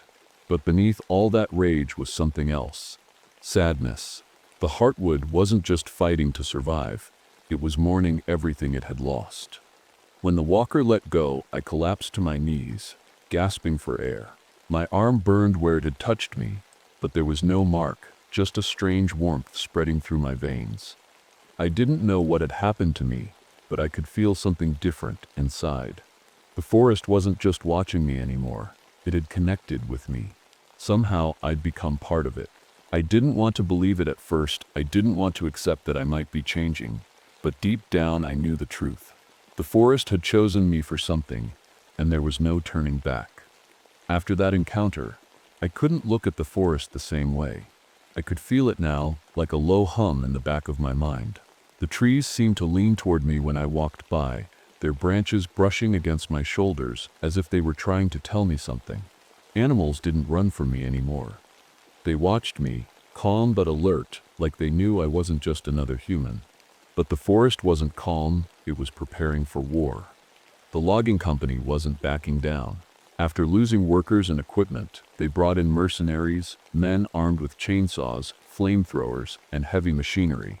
They weren't just cutting trees anymore, they were clearing entire sections of the forest, burning as they went. The air was thick with smoke, and the ground trembled under the weight of their machines. The walkers responded immediately. They came in greater numbers than I'd ever seen before, stepping out of the shadows like an army rising from the earth. They didn't just attack the machines, they targeted the men operating them. I watched from a distance as roots shot up from the ground, wrapping around a bulldozer and crushing it like it was made of paper. The driver barely escaped before a walker dragged him into the underbrush. It wasn't just happening in the forest anymore. The walkers started appearing in nearby towns, targeting logging company employees in their homes. One night, I got a call from a terrified worker who claimed a tree had broken through his living room window and tried to pull him outside. By the time I got there, all that was left was shattered glass and claw-like marks on the floor. The attacks were getting more coordinated, more deliberate. It was like the forest was learning, adapting to fight us on our own terms. And I couldn't shake the feeling that I was part of it now, whether I wanted to be or not. I tried to mediate, to find some kind of middle ground between the forest and the people destroying it. But no one trusted me anymore. Not fully. The loggers saw me as some kind of traitor, too sympathetic to the forest cause. And the walkers, well, they didn't speak, but I could feel their doubt every time they looked at me with those glowing eyes. Then things took a turn for the worse. The logging company captured one of the walkers, dragged it out of the woods with chains, and loaded it onto a truck like it was some kind of trophy. They planned to study it, figure out what made it tick so they could destroy the rest. That was all it took to push the forest over the edge. The next night, Every walker in the area activated at once. Trees that had stood still for centuries began to move, their roots tearing through roads and buildings as they marched toward the logging camps. It wasn't just retaliation, it was an uprising. And I knew there was no stopping it unless I did something drastic. I knew what I had to do, even if it terrified me. The forest wasn't going to stop, not until the logging company was gone, and maybe not even then. People would die and the violence would only spread. The walkers were desperate and so was the heartwood, but I was the only one who could bridge the gap between them and us. The elders from the nearby indigenous community agreed to help me. They didn't trust the logging company, but they understood that endless bloodshed wouldn't solve anything. One of them, an older woman named Eliza, guided me to a place deep in the forest, a grove I'd never seen before, where the trees were so ancient they seemed to glow in the moonlight. At the center of the grove stood a massive hollow tree, the heartwood itself. Its interior walls were carved with strange pictographs showing humanoid figures emerging from its roots, just like the walkers I'd seen. The air around it felt alive, buzzing with energy that made my skin tingle. Eliza explained the ritual. If I offered myself as a conduit, a living link between the heartwood and humanity, it might stop the violence. The forest would trust me to protect its ancient core, while I worked to ensure humans respected its boundaries. But it wasn't without risk. Once I connected with the heartwood, I'd never be entirely human again. I didn't hesitate. If this was what it took to save both sides, I was willing to do it. The ritual was simple but powerful. Eliza placed her hands on mine and whispered words in a language I didn't understand. The heartwood's roots wrapped around my feet, pulling me closer until I felt its energy surge through me like fire and water all at once. When it was over, I wasn't the same.